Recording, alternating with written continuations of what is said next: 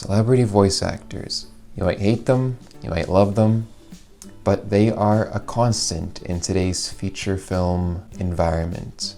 You got Jack Black in Kung Fu Panda, you got Will Ferrell in Megamind, Chris Pratt in everything else. It's a widespread practice and it's smart business, in my opinion. Go for the name with the biggest recognition and you have sort of an easier way to market your film.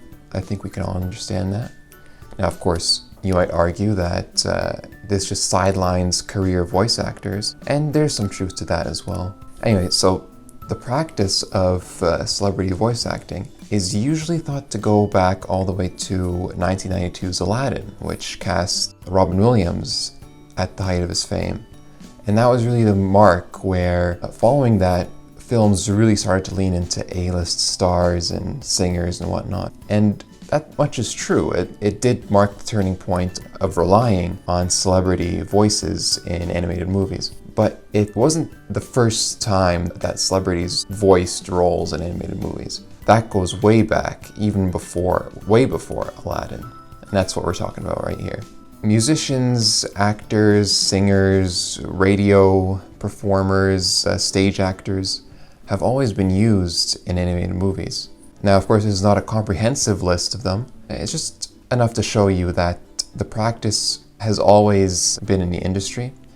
Not as relied on as today, of course, but as we'll see, some good has come out of it. So Cliff Edwards was a very popular musician in the 20s and 30s, known as Ukulele Ike for his use of the ukulele. He actually introduced it to the US, which caused millions of ukuleles to be sold. He was most popular in the 20s, but even by 1940, he was still a household name. And that's why it was a big deal when he was cast as Jiminy Cricket in Pinocchio. We're seeing here the household name factor really made Pinocchio stand out as the first example of celebrity casting. This was all the way back in 1940. Now, it was a successful casting. Jiminy Cricket ended up being the most popular character from the movie. Cliff Edwards ended up singing the most iconic version of Disney's most iconic song right in the opening credits of the movie. So it did work out. And he enjoyed it so much and it was so profitable for him that he ended up voicing the character on TV for the next 30 years until he died in 1971. Eva Gabor was a socialite. She was from a family of 3 sisters, all of whom were actors, but not really known for their acting. I read an article once that described them as the Kardashians before the Kardashians. So they were kind of famous for being famous, you know, their relationships, their companies, the things they sold, and you know, they had like a very strict manager of a mom. A very fitting pre-Kardashian family. Eva was the youngest of the bunch, but she was also the most serious about her acting. And so around the time that the Aristocats came out, she was actually the lead role in a very popular sitcom at the time, Green Acres, about a family living on a farm. But given that the movie was released during the peak of her fame as an actress on this popular sitcom, it's appropriate to call this celebrity casting, celebrity voice acting. She was good enough in this role that she actually returned to Disney to voice Miss Bianca in The Rescuers a few years later in 1977. And she got actually good reviews for both films, with her role as Bianca being a particular highlight of The Rescuers and its sequel.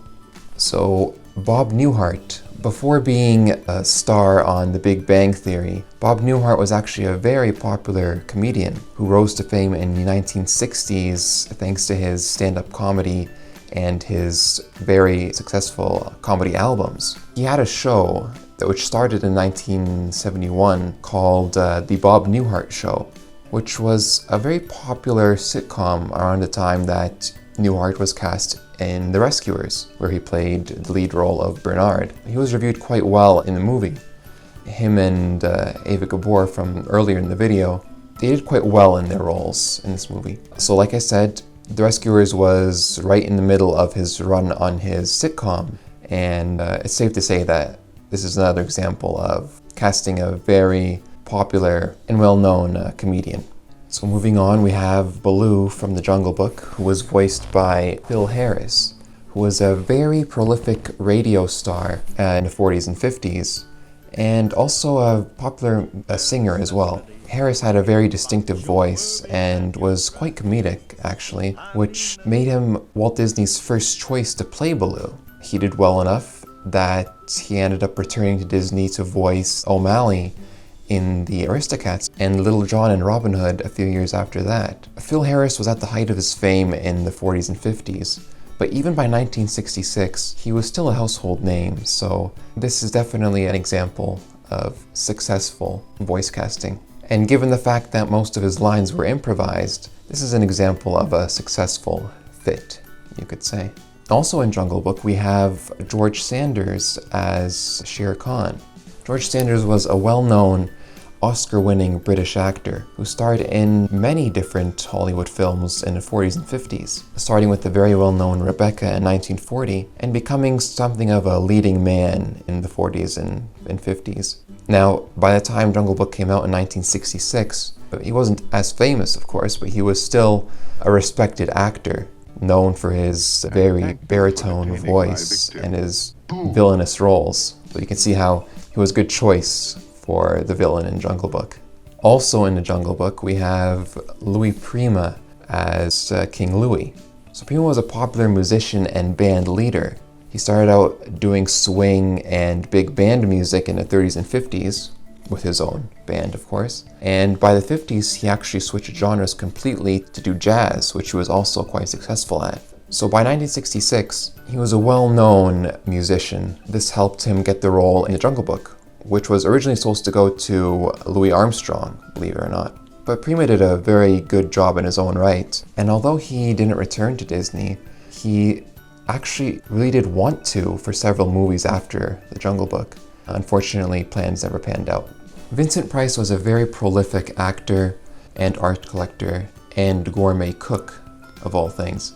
He was known for his villainous roles, especially in horror. So he was a horror mainstay throughout his career. He was in well-known movies like The Fly sequel, House of Wax, House of Usher. He was an iconic star, especially by 1986, which is when he was cast as Ratigan in The Great Mouse Detective. This is another example of celebrity casting that really works. You can tell watching a movie, Price is having a very good time.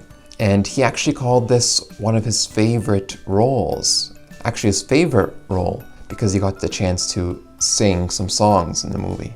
Peter Yustanov isn't as well known today, but during his lifetime he was really one of the world's leading artists. This man was an acting legend, winning several Oscars, but he was also a writer, an author, a diplomat, a TV host, and a filmmaker. He was a Renaissance man, so he did a little bit of everything, really. As I said, he won a few Oscars, he won a Grammy, an Emmy, and nearly won a Tony as well. So Yustanov was he was an actor's actor. He was in Spartacus, he played Hercule Poirot, and yeah, he was very well known in 1973 when Robin Hood was released. So he definitely counts for our purposes. So I don't think I need to explain Billy Joel. He's the fourth best-selling American artist. He's had 33 top 40 hits throughout his career, so we all know him by now. He actually did this role specifically because it was a Disney movie, and he knew his daughter would enjoy it. But he did a good job as Dodger in Oliver and Company.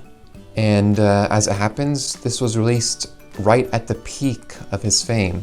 So you can imagine he was very heavily promoted as well. And yeah, it definitely counts. So another singer-songwriter, Peggy Lee, was also an occasional actor, but she was mainly known for writing and performing hundreds of very famous songs. She composed for movies as well, but regarding Lady and the Tramp, she actually wrote all the songs in this movie and played 4 characters in the film. The twin cats and Peg, the dog, and also the mother in the movie. So she was a big name in 1955, definitely well known both in singing and songwriting. It reminds me of how Disney works with Lin-Manuel Miranda these days, where he writes the songs for some of their movies and also acts a little bit as well. Okay, so the video said 10, but I figured I had to put this one in. So Bing Crosby played the male characters in Sleepy Hollow, and that would be Ichabod and Brom Bones and the narrator. I don't really need to explain Bing Crosby. He is the best-selling artist of the 20th century. I don't think anyone's not heard of him at this point. You know, what can I say? A successful actor. He has 3 stars on Hollywood Walk of Fame for film, radio, and audio recording. And yeah, Sleepy Hollow was a segment in The Adventures of Ichabod and Mr. Toad.